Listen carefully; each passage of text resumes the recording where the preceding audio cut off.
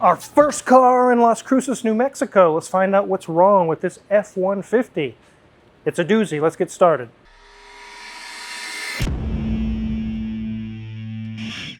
This is a 2016 Ford F-150. It came in with the AC not working. They want to find out why. It has some check engine light, some codes going on. They want to figure out what's going on with that and looked into a transmission service. I have my two new mechanics I've hired. I also have a new office guy. Crazy D has been replaced, so has Danielson and Junior Mint. None of those three work here anymore. I have a whole new crew. They're doing an excellent job already. They've already knocked it out of the park and really getting after it.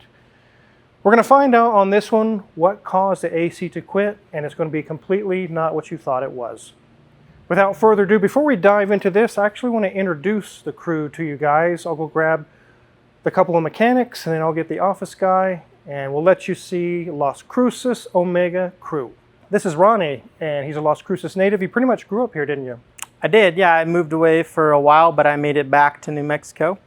So you pretty much know the area very well. In fact, you're the guy that helped me when I was getting a building, getting everything set up, to get all the information. What do I do? Where do I go? And actually, you installed all of our lifts for us. I really appreciate that. You're going to be taking Danielson's job, which is a lot of the diagnostics, the wiring, figuring out things of that nature, and you're no stranger to that. You actually did Tesla swaps into Broncos, didn't you? I did, yeah. Those are big shoes to fill. But yeah, I was working mostly on classic cars, doing body and paint, and even some electric conversions and old school carbureted things. So learning a lot here, how to diagnose modern gasoline cars. And you actually had your own customers for a while and had kind of a little side business going. And yeah, so if you were one of our customers, we're sending you here now. You'll be coming to Omega. You're in good hands. Yep, good hands. So got a lot to show you, a lot to learn, but I'm glad you're not starting from scratch either. That makes it a lot easier. And if you can wire up a Tesla complete system into a Bronco and it works, and it obviously you know what you're doing with wiring. So I do, but you did give me a fun one today. Yeah, this one's kind of fun. This one's kind of a doozy. When we open the hood, you're going to see exactly, it changes the entire diagnostic process when you see what we're going to show you. So I'll let you head back to break. I'm glad to have you here, Ronnie, and I'll go grab the next guy. Thank you. And here we have Ariel, or Ariel, kind of like the Little Mermaid. You probably heard that joke many times, huh? My entire life. Do they call you the merman or something like that? Yeah, but my joke always is like, if you pay me enough, I'll wear the wig and bra for you. Okay. So it's not pronounced Ariel, like when we watch the Disney movies, pronounced Ariel. Ariel. Ariel. Okay, there we go. You actually have technical training. You went to a technical school, and you also worked at a dealership, a couple of dealerships. A couple of dealerships, yes. Yep. So I went to Western Tech as for my technical school. I graduated from there. From there, I worked at Nissan, Dodge, and Chevrolet. Chevrolet. So you've been around the block a few times. You're not new under the hood, that's for sure. He's currently working on the black Honda you can see in the background. We've actually got the approval, and that'll be a video coming up soon of all the work. That thing is immaculate. It's a really nice vehicle. But glad to have you here, Ariel, and we have many more cars scheduled. You're going to definitely get your fill and learn a lot here too. And Amazon is currently bringing your set of uniforms, so you can kind of, I guess, look like the car wizard too, and fit in with the Omega crowd. The guys up in Newton, I bought them uniforms. I didn't really want to wear them. You don't have to if you don't want to, but I prefer it. You prefer it? Okay, cool. Well, I'll let you get back to break. I don't want to use up you guys' break, and I'll go grab the office guy. And this is the person who's replacing Crazy D. Crazy D is no longer in the picture. He's decided to stay in Kansas. And then we have here Moises. Yes, sir. Also, you can call him Moses. Yes, sir. How do you spell the name Chris? M-O-I-S-E-S, correct? M-O-I-S-E-S, yes. Moises. You're going to have a lot of fun dealing with fans, dealing with phone calls, and are you a Las Cruces native, or are you from California, aren't you? I'm from California, but I say I'm from here because I was 4 years old. I don't remember it. Oh yeah, so basically most of your life has been in Las Cruces. Yes. Then. That's cool. Actually, you are related, you are the brother to the realtor. You guys have seen him on videos who sold us our house. So that's really, really cool. Mrs. Wizard's actually training you and getting you all up to snuff on everything in there. It's quite a lot, isn't it? Yeah, It's pretty easy, but I have a good teacher, so. Yeah. One of the things to keep in mind when doing his job position, it's not as simple as like any other mechanic shop where you just deal with customers and that's it. There's a whole other half to it, which is fans coming in that want to say hi. There's people that want to buy t-shirts. There's questions on the phone. It's almost double the work. Yeah. But you're doing really well so far. I really appreciate Thank you you being here. So I'll let you head back to break because we're getting ready to dive into this F-150 and figure out what's wrong with it. All right. Thank you. All right, thanks. So what could cause the AC to not be working, which by the way, AC is extremely important down here in the desert. What would cause it to not be working? The climate control system works, everything does what it's supposed to do, it just doesn't have any cold air in it. I'll let you guys think about what it could be. Could it be A, a locked up AC compressor, B, a wiring issue, or C, it's just low on refrigerant? I'll let you guys post in the comments what you think it is, and before we dive in and show you what we found, let's get this thing up in the air and do an underneath inspection and check it over with our new bin pack lifts. So here we are underneath this F-150. It's 10 years old, keep that in mind. If we were in Kansas, this thing would have rusted brake lines, rusted frame, all kinds of rust already happening. Down here, I've heard in the desert, they really don't have the rust problem. Let's see if that holds up true. This vehicle's been here pretty much all of its life. Let's take a look here. Here's the front of our 3.5 V6. It does not have turbos. It's just naturally aspirated. And take a look at this frame, guys. It's still black. Not even a speck of rust. Go ahead and check these wheels. Brakes are about 50% remaining. The strut is not blown. Nothing loose there. Check the sway bar link. It's intact. Brakes are about 50% here. Strut is not blown. Nothing loose there. And sway bar link is good. As we come back to the back of the engine, we can see it has a little bit of oil seepage.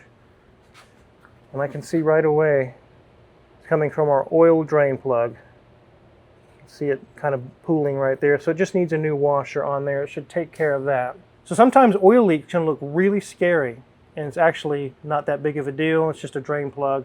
Sometimes it can be expensive, sometimes it's not. You need to find that reputable mechanic who's not going to say, oh yeah, it's going to be $3,000 for that, and then they just put a washer on and charge you $3,000 for a washer. We currently have the two front oxygen sensors removed because there were codes that they're stuck. There's some issues with that on the readings. Let's take a look at that. We can currently see there's a little light up in there, stuck in there, because Ronnie was doing some checks. He removed the oxygen sensors. He verified at all the plugs that we have our powers and grounds and voltages, and everything looks good. So we don't have any issues with wiring. We removed the oxygen sensors, which we'll show you in a minute, and it looks like it's about time for new oxygen sensors. We've been getting a lot of calls lately for transmission services, and this one is no exception. A little over 100,000 miles on this. It's definitely time, if it hasn't been done, which I don't think it has. You don't wait to 200,000 to get that done. You do about 100,000 on a standard automatic transmission. Different for a CVT. We're not talking about CVTs today. As we come to the back, we see that it's two-wheel drive, which is fine down here because it doesn't snow and really doesn't rain. So why do you need four-wheel drive unless you're going four-wheeling, which if your pickup truck's just to haul a desk or a dresser or furniture or whatever, or refrigerator, you don't need four-wheel drive to do that. U-joint is good, but take a look at this exhaust, guys. There's the tiniest bit of rust, but you can still see the sheen of the original coating on the metal. And the pipe here, it's just like new metal. There's very light surface rust, if any. U-joint is good there. There's our fuel tank, a big muffler. Let's check out the shocks in the back. They're not blown. Brakes are about 40% remaining. Go over to this side. 40% on the brakes, shock is not blown. Our differential pinion seal is not leaking. Neither is the differential itself. Our spare is full of air, which is good because when you have a flat on your main tires, it really sucks to pull down your spare and it's flat also. It happens a lot. So make sure your mechanic is checking that. Single exhaust out the back. It doesn't have duals. It's just the V6. And really that's all you need if you're just tooling around town or hauling light loads. So we kind of showed you what's going on with the check engine light. The auction sensors have failed. They've reached that age where it's just, they're not doing their job anymore. It's time for new ones. But now you've had some time to think about that air conditioner. Why did it stop working? Why is it not blowing cold? When I open the hood, it's going to change your mind. Let's get this thing on the ground. So what do you think it was, guys, with the AC? Was it the locked up AC compressor, a wiring issue, or is it just low on refrigerant? This is something that happens a lot in the mechanic world when you're working on a car, is when you open the hood and what you thought it could be, or the direction you thought you were going, it's like mentally you locked up the brakes. You're like, okay, this changes things. Let's take a look.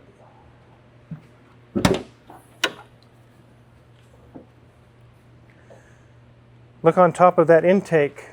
It looks like some cactus fruit from a prickly pear, some straw, some seeds. We also see on this battery terminal cover, they've chewed pieces of it off. There's some sort of a rodent living in this engine bay and it is wreaking havoc. Luckily, it wasn't an issue with the auction sensors being chewed or something. We did check that. But based on what we see here, and we did check the codes on the AC system, it said refrigerant pressure circuit low on the sensor itself. And then you add that with, we see a nest of some sort of rodent. A locked up AC compressor is now out of the question, isn't it? I doubt that the rodent ate the refrigerant. It could have chewed a line. It probably would have killed it if it did. But we did hook up the AC machine and it wasn't really low at all. If you guessed that it's a wiring issue, you're correct.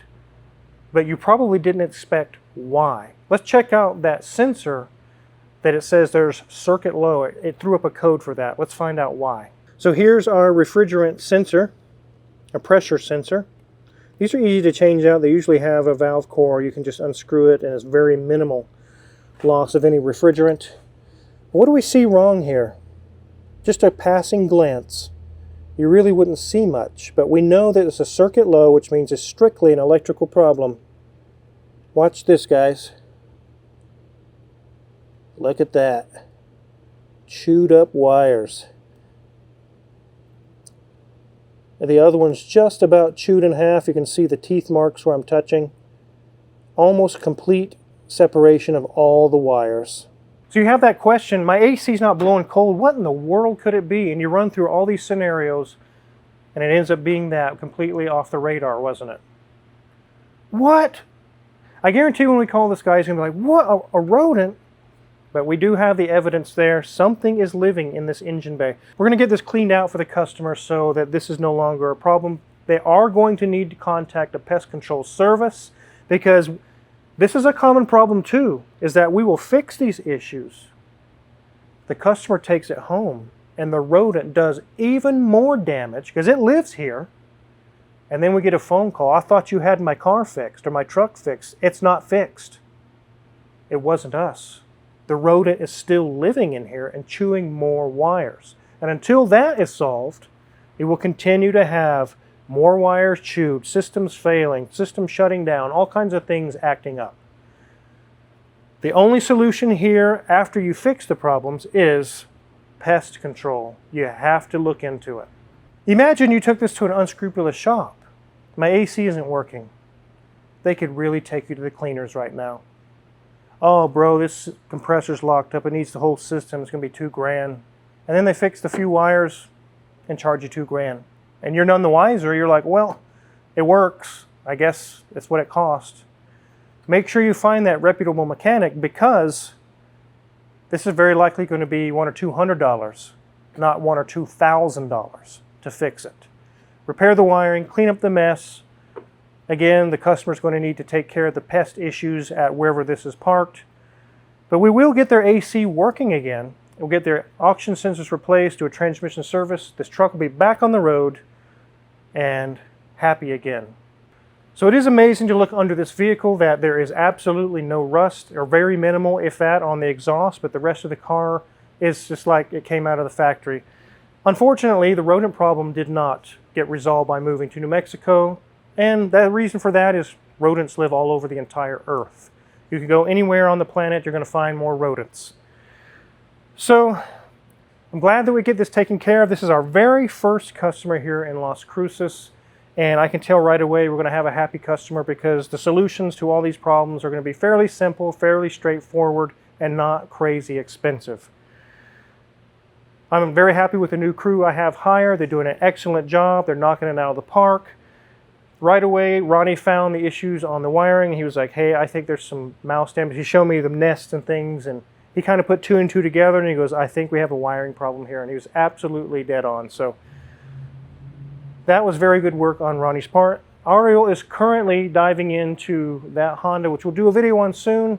It's quite a long list of things, and it is a very nice vehicle. It's immaculate. Very, very low miles as well.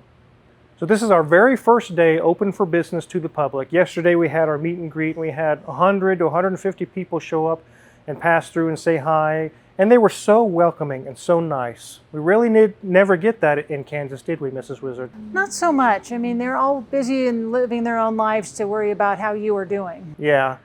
It was very, very nice to experience that. It was very overwhelming, very emotional almost. So thanks to you guys for supporting us and bringing us more vehicles here in Las Cruces, New Mexico. Our schedule for July is completely full, and as we speak, August is starting to fill up. So if you're in the area and you'd like to get your car worked on, give us a call. Go to our website. All of our contact information is there, OmegaAutoClinic.com. If you're curious what kind of tools we're using to work on these vehicles, check our Amazon affiliates link in the description below. The tools we use every day in the shop, tried and true, are listed for sale there. We get a small cut if you purchase anything. We duly appreciate it.